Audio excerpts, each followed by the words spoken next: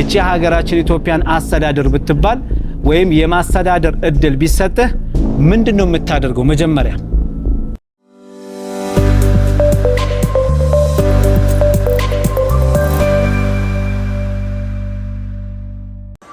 ኸይር። እሺ ያው መርከዛችን ባለፈው ሰሚራ ዑመር ግጥም ስታነብ ኢማም ሻፊ መርከዝ ብዙ ድምፀ መረዋዎችን እያፈራ ነው ብላለች። እኛም ደግሞ በተግባር እናሳያቸዋለን። አሁን ከዚህ ፕሮግራም በመቀጠል ደግሞ መሐመድ ሰዒድ ይባላል። የመርከዛችን ተማሪ ነው። አብዛኞቻችሁ ላታውቁት ትችላላችሁ። ያው እንግዲህ እሱ ወደ መድረክ ይመጣና እስቲ ዛሬ እሱ ጋር የእሱን ድምፅ ደግሞ እንሰማዋለን። ሻሃችን ሼህ መሐመድ ሰዒድ ፈሊተፈضሉ መሽኩራን ወመእጁራ። አዎ እነሱ ብዙ ጊዜ አይታዩም መድረክ ላይ። ዛሬ ለመጀመሪያ ጊዜ ነው። ጠጋ ብለህ እንዳፈራ እና ያው እንዳፈራ ጠጋ በል እያልኩት ነው። መድረክ የማያውቅ ሰው እኮ ትንሽ ወደ መድረክ ሲመጣ ፈራ ይላል።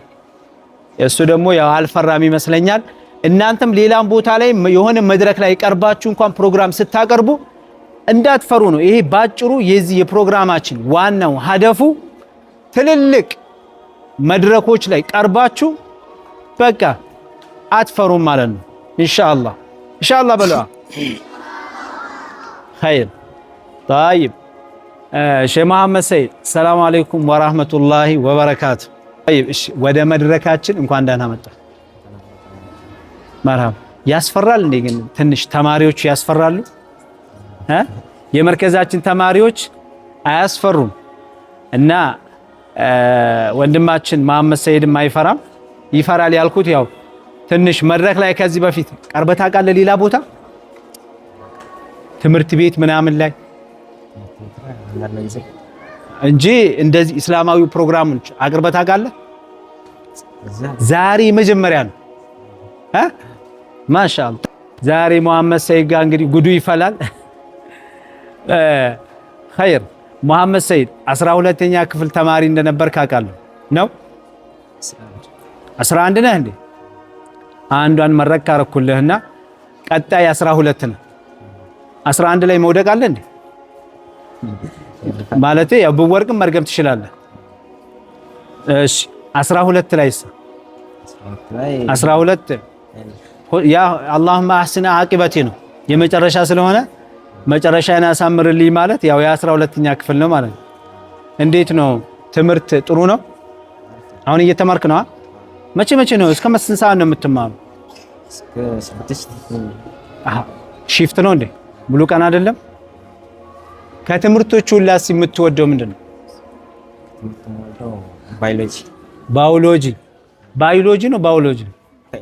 ባዮሎጂ በፊት የሚባለው ምንድን ነበር? እሱ ሳይንስ ነው አይደል?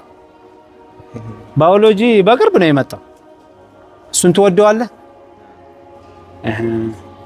በቃ እሱን የሆነ ክረምት ላይ ትምህርት ሲዘጋ አንድ ሺፍት እንይዝላለን፣ እዚህ ታስተምረናል። ትስማማለህ? ኢንሻአላህ ኸይር። ስንተኛ ክፍል ነበር? ስንተኛ ደረጃ ነው የወጣው? ወደ 11 ስታልፍ 6ኛ። ይሄ ሰውዬማ ትምህርት በጣም ይችላል ማለት ነው። እስቲ አንዴ ሞራል ተክቢር።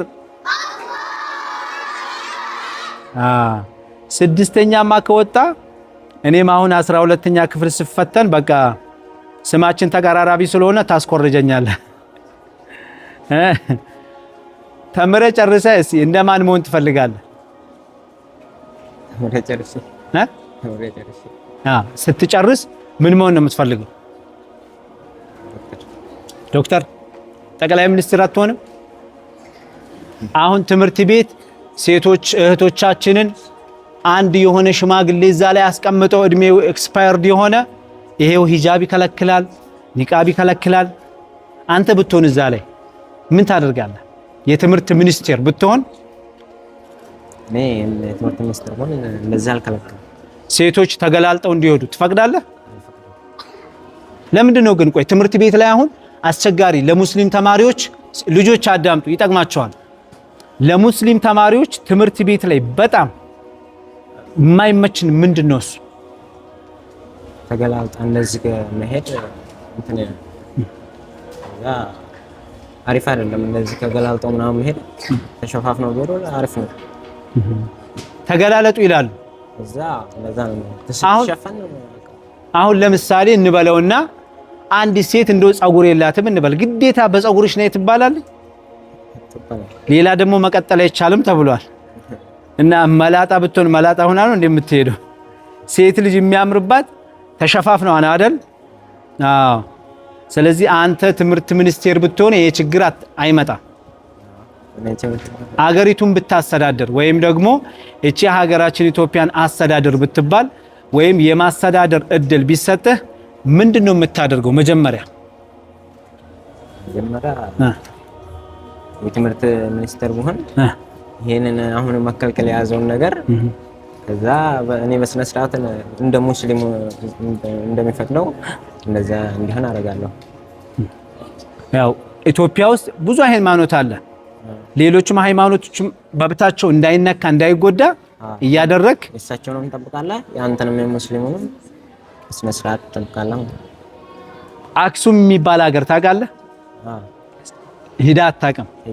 በመስማት አክሱም በምንድን ነው የሚታማው? አክሱም በዚሁ በትምህርት ምናምን ነው። ሂጃብ አይፈቅድም። በሂጃብ ያለ መፈቀድና መፍቀር ነው። በዛ ነው። ማሻአላህ። አሁን ሴቶች የኛ ቁርአን ቤት ሴቶች እንደምትመለከታቸው ከትንሽ እስከ ትልቅ ሂጃብ ለብሰው ነው የሚሄዱ። ውጭ ላይ ራሱ ባዶ ጸጉር ቢሄድ ምናምን አይወዱም። ያ ግን ያ ሽማግሌ በቃ ባዶ ጸጉር ሂዱ፣ ራቁታችሁን ሂዱ ይላል። ምን አስቦ ነው? መቼም እንግዲህ ከባድ ነው። አንድ ሙስሊም ሴት በሂጃባ ሴቶች በሂጃባችሁ ትደራደራላችሁ? አይሰማም እኮ ድምጻችሁ። አትደራደሩ። አሁን እኮ ያ ሽማግሌ ቢመጣ እዚህ አንዱ እግሩን አንዱ እጁን ምን ቢይዝ ዝም ነው የምታደርጉት? ሂጃብ የሚከለክለውን ሽማግሌ ማለት ነው። طيب خير እንግዲህ መሐመድ ሰይድ ጠቅላይ ሚኒስትር ቢሆን ምን ማድረግ እንደሚችል የትምህርት ሚኒስቴር ቢሆን ምን ማድረግ እንደሚችል ምኞቱን ገልጾልናል። ብዙ ጥያቄ እናበዛበት። እስኪ ምንድነው ያዘጋጀው ዛሬ? ቁርአን ነው። እኔም ያው ቁርአን አዘጋጅ እንድልህ ያደረገኝ ትንሽ በመቅራቱ ላይ አንዳንድ ሐርፎች ማስተካከል ቢኖርብህም ድምጽ አለ፣ በጣም ቆንጆ ድምጽ አለ። አወል ሐሰንን አንተን ሳይ አንተን ስሰማ አወል ሐሰንን አስታውሳለሁ። አወል ሐሰን ማለት ታውቁታላችሁ? የመርከዛችን ምርጥ ልጅ ድምጽ መረዋ በጣም ጸባይ ያለው በፈለጋችሁት ድምጽ ልክ ባለ 100 ስትሉት ድምጹን ቀየር፣ ባለ 200 ስትሉት ቅይር እያደረገ የሚቀራ ታቋላ። አወል ሐሰንን የማያውቁ ተማሪ የለም እና ያው እሱን እያስታወስኩ ነበርና እስቲ ዛሬ ያዘጋጀውን ቁርአን እንስማው። አያ አዳምጡት እንግዲህ። أعوذ بالله من الشيطان الرجيم ربنا آمنا بما أنزلت واتبعنا الرسول فاكتبنا مع الشاهدين ومكروا ومكر الله والله خير الماكرين إذ قال الله يا عيسى إني متوفيك ورافعك إلي ومطهرك من الذين كفروا وجاعل الذين اتبعوك فوق الذين كفروا إلى يوم القيامة ثم إلي مرجعكم فأحكم بينكم فيما كنتم فيه تختلفون فعما الذين كفروا فأعذبهم عذابا شديدا في الدنيا والآخرة وما لهم من ناصرين وعما الذين آمنوا وعملوا الصالحات فيوفيهم أجورهم والله لا يحب الظالمين. ذلك نتلوه عليك من الآيات والذكر الحكيم إن مثل عيسى عند الله كمثل آدم خلقه من تراب ثم قال له كن فيكون صدق الله ما شاء الله تكبير አሁን እኮ እንደሱ ቅራ ብትሉኝ እኔ አልሞክርም እንዴት ነው ኢነ መሰለይስ እንዴት ነበር ያለ እኔ ወላሂ አንዳንድ ልጆች ማለት ነው ከሴቶችም ነው ከወንዶችም አላህ የሰጣችሁ ስጦታ ማለት ነው ወላሂ ነው የምላችሁ ሌላ ሰው ሱቅ ቢሄድ በብር ሊገዛው አይችልም ስም እየጠቀስኩ ልንገራችሁ እዚህ ባይኖርም አወል ሐሰንን ልበለው ሙሐመድ አህመድን ልበለው ሙሐመድ ኢብራሂምን ልበለው ሙሐመድ ሰዒድም ከሴቶች እነ ዙፋን እነ ሱመያ በብር ልግዛ ብትሉ ሌላ ሰው ሄዶ እንደ ይሄን ቅላጽ የሚደረገውን ድምጽ ማግኘት አይችልም አሁን እሱ እኔ ያላሰብኩት ነው የቀረው በአፊፍ ነበር ይቀራል ያልኩት በሱዳኒው ነው የቀረው ትንሽ እንግዲህ መጀመሪያ እንደነበርኳችሁ መሐመድ ሰይድ ሐርፍ የማስተካከል ትንሽ ይቀራል እንግዲህ እንቁላል ቀስ በቀስ በእግሩ ይሄዳል አሉ ስለዚህ ያው እንቁላል ቀስ በቀስ ጫጩት ያወጣል ማለት ነው ትርጉም ስለዚህ ማሻአላህ ወንድማችን አላህ ይጨምርለት ይሄን ቃሪ ስሙ ማን እንደሆነ ታውቀዋለህ ይሄ ኑሬን ማሻአላህ አላህ ይማረው በሉ እስቲ አንዴ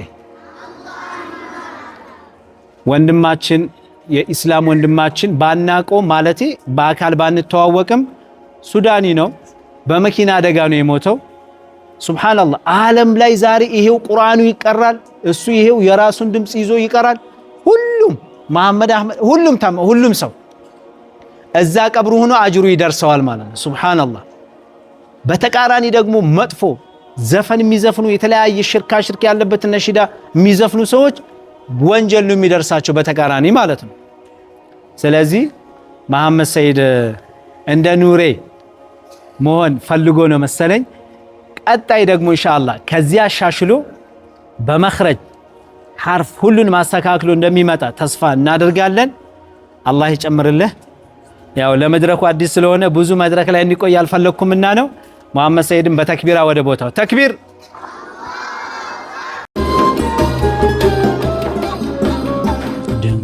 ልጆች በኢስላም